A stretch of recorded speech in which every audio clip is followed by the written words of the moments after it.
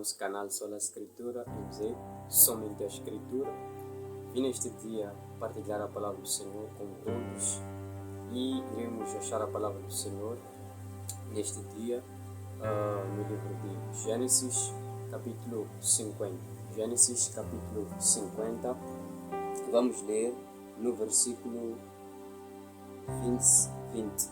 Gênesis, capítulo 50, versículo 20. Mas antes de procedermos com a palavra, convido-te a subscrever-se ao nosso canal e ativar as notificações e partilhar o vídeo para que mais pessoas possam aprender da palavra do Senhor. Gênesis capítulo 50, versículo 20. Assim diz a palavra do Senhor.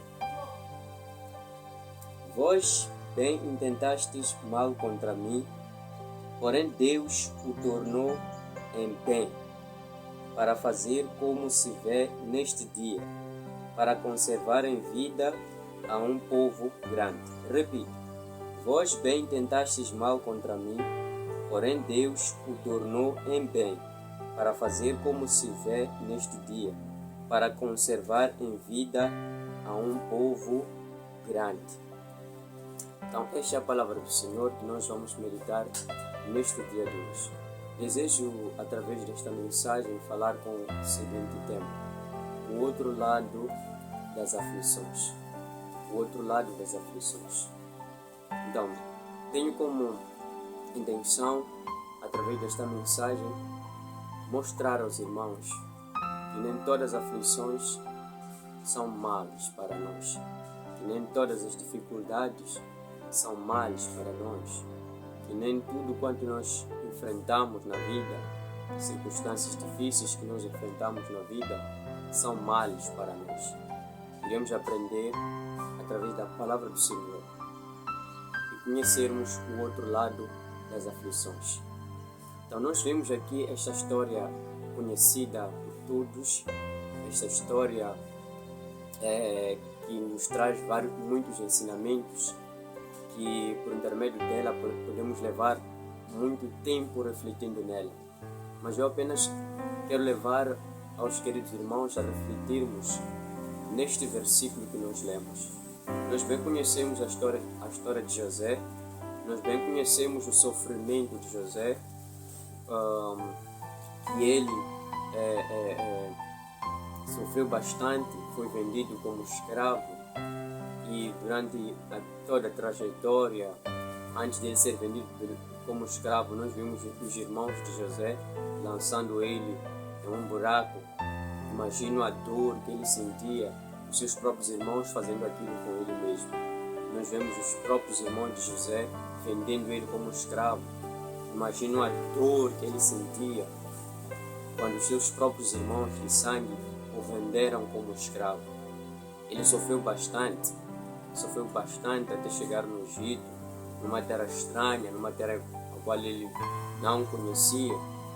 Deus estava lá com ele achava graça diante de Deus, trabalhando na casa de Potifar, mas nós vemos que durante o percurso que ele estava vivendo na casa de Potifar, ele foi tentado com a mulher de Potifar, tentando se deitar com José.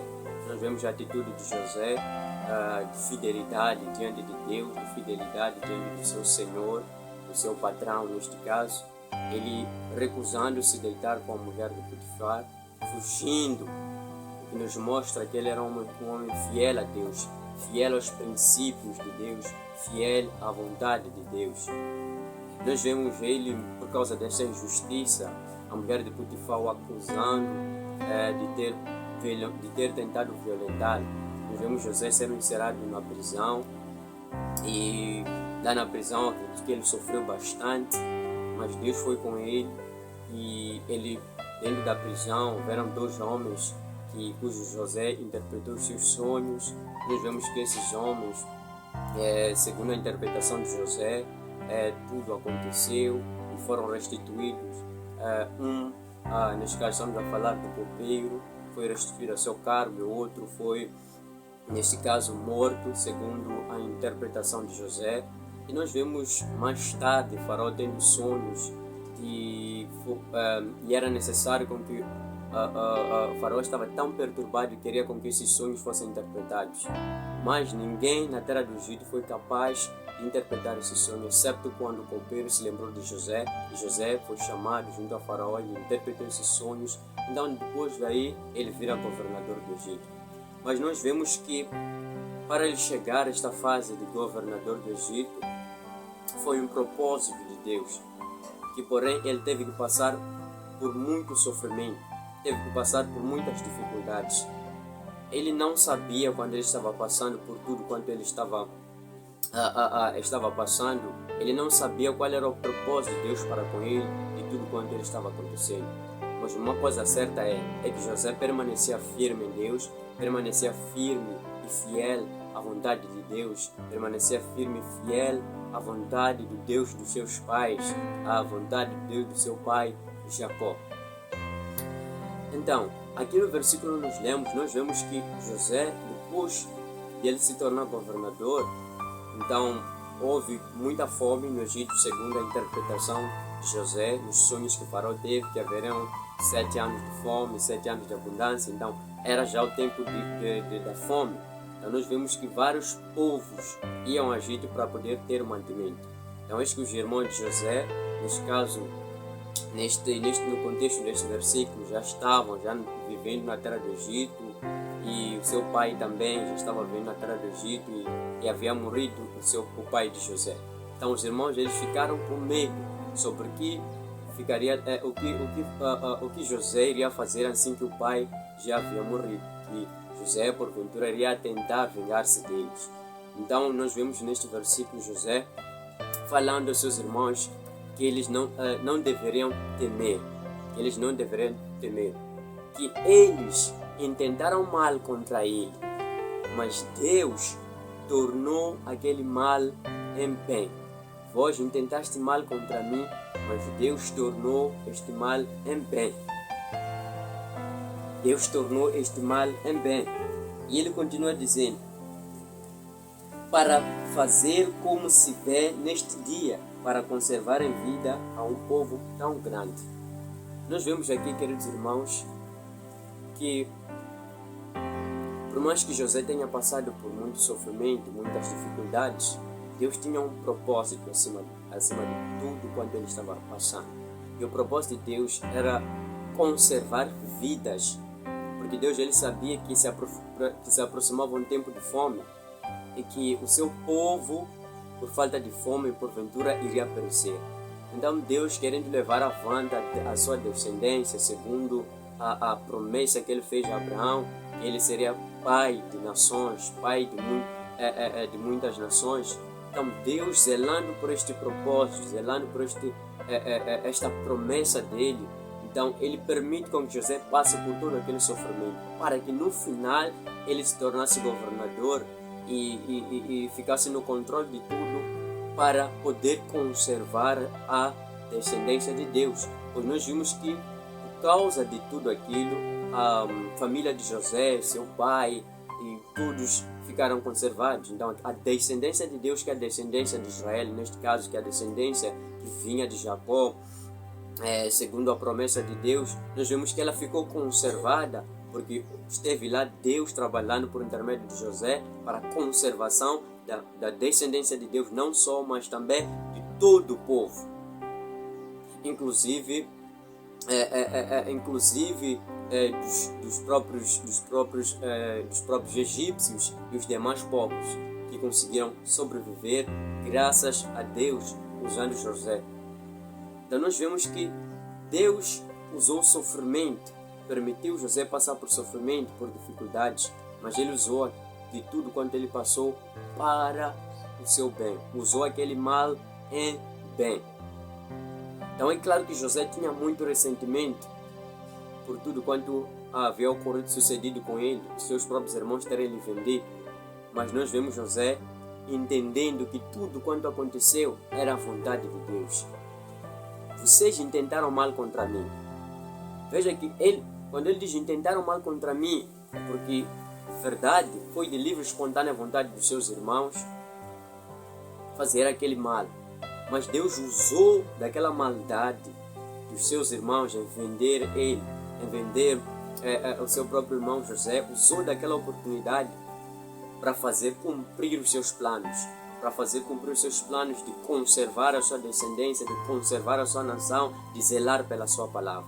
Então o ensinamento que eu trago neste dia é que nem todo mal que nos acontece é para nossa morte.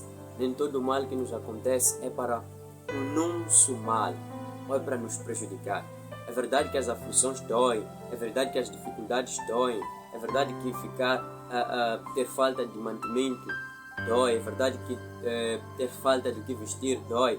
Mas o que eu quero trazer nesta palavra é que Deus está no comando, no meio das aflições que você atravessa, em cada circunstância da vida que você está atravessando. Deus está no controle de todas as coisas. E você não deve sentir-se como se Deus tivesse te abandonado por causa da situação que você está enfrentando. Você não deve sentir-se como se Deus não estivesse contigo, como se Deus tivesse te largado por causa da situação que você está atravessando. Mas pelo contrário, em todas as situações e aflições que te ocorrerem, você deve entender que elas vêm para o nosso bem. Elas vêm para o nosso bem. O apóstolo Paulo, no livro de Romanos, capítulo 8, versículo 28, diz que todas as coisas cooperam para o bem de todos que amam a Deus. Todas as coisas cooperam para o bem. Quando ele diz todas as coisas, refere-se tanto a coisas boas, tempos bons, tempos de abundância, tempos de felicidade, mas também refere-se a coisas más, no sentido as aflições, as tentações, as dificuldades da vida, a falta, a fome, guerras e muito mais. Então ele diz que no meio de todas essas coisas, isso vai cooperar para o nosso bem. Isto é, Deus vai usar dessas situações que Ele permite acontecer, que obviamente não estão fora do controle dele. Então Ele vai usar essas situações para o nosso bem. Ele vai usar essas dificuldades para o nosso bem. Então o que nós precisamos fazer é entender, é permanecermos firmes em Deus, assim como José.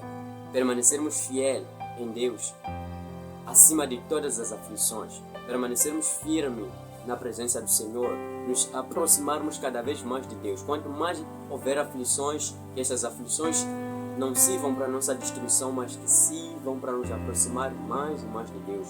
Porque é através dessas aflições que Deus usa, muitas das vezes, para nos disciplinar, para nos educar na justiça, para nos lapidar, para nos capacitar. Nós vemos o apóstolo Paulo que tinha uma enfermidade. Ele se dirigiu a Deus e orou. Porém Deus diz que a minha graça te basta. Deus usava da fraqueza de Paulo para ele ser glorificado. Então há males que nos sobrevêm e Deus usa para o nosso bem, para nos fortalecer, para esses mesmos males nos fortalecerem, nos disciplinarem, nos aproximarem mais de Deus. Então nós não devemos nos decepcionar com Deus por causa das situações que ocorrem na nossa vida, pois nós não sabemos que intenção Deus tem no meio de tudo isso. Então nós precisamos permanecer firmes em Deus, confiarmos em Deus, porque Deus usará esses males ao nosso favor. Por mais que esses males venham para nos destruir, Deus usará esses males para o nosso favor. Lembrando de que não estamos a sós, temos Cristo como nosso Senhor e nosso Salvador, temos o Espírito Santo como nosso dirigente, como aquele que intercede por nós nos momentos difíceis, como aquele que nos capacita, como aquele que nos ajuda nesses momentos difíceis. Então nós precisamos confiar, manter firme na fé e aprendermos no meio de tudo isso, aprendermos no meio dessas aflições, deixarmos com que a vontade de Deus aconteça. Pois Deus, como Senhor, como soberano, Ele sabe de todas as coisas, Ele está cuidando de tudo. Ele fará com que tudo coopere para o nosso bem. O apóstolo Paulo ele também diz, no livro de Romanos, no capítulo 8, nos primeiros versículos, ele diz que eis que estou certo de que as aflições deste tempo presente não estão para se comparar com a glória que está por ser revelada. Ele está tentando mostrar e de todas as aflições que nós estamos enfrentando no presente, que nós iremos enfrentar na nossa caminhada cristã, não se comparam com a glória que está por ser revelada. Então, para dizer, queridos irmãos, que há uma glória que está por ser revelada, há uma glória que está por ser revelada, que é Cristo vir buscar a sua igreja, vir nos buscar, que é o reino, herdarmos o reino dos céus, um reino onde não há sofrimento, um reino onde as nossas lágrimas serão enxugadas, um reino onde nós estaremos com o próprio Deus para toda a eternidade. Então, a glória que está por ser revelada é maior do que as aflições que nós estamos passando no presente. Então, não vamos permitir que as aflições deste tempo presente ofusquem a glória que está por ser revelada, nos distraia da glória que está por ser revelada. Então, que o nosso foco seja sempre firme, os nossos olhos fitos sempre em Jesus, o nosso autor, o autor e consumador da nossa fé. Que Deus possa nos ajudar, que Deus possa te ajudar no meio da aflição que você está enfrentando. Ele usa esta mesma aflição para o seu próprio bem. É esta mensagem que eu gostaria de trazer para os queridos irmãos, o outro lado das aflições. E nem sempre as aflições vêm para nos destruir, nem sempre as aflições porque Deus não nos ama, mas Deus usa dessas mesmas aflições para o nosso bem. E lembrando também que a vida cristã é isso mesmo, é feita de batalhas. O próprio Jesus já te disse que no mundo tereis aflições, mas tende bom ânimo, pois eu venci o mundo. Diz que se me perseguiram a mim, também perseguirão a vocês. Então, a vida cristã é uma guerra. Então, de tudo, vamos permanecer firmes e fiéis a Deus na fé, mantendo acesas as nossas candeias à espera do nosso noivo que virá. E que Deus possa abençoar a todos em nome de Jesus.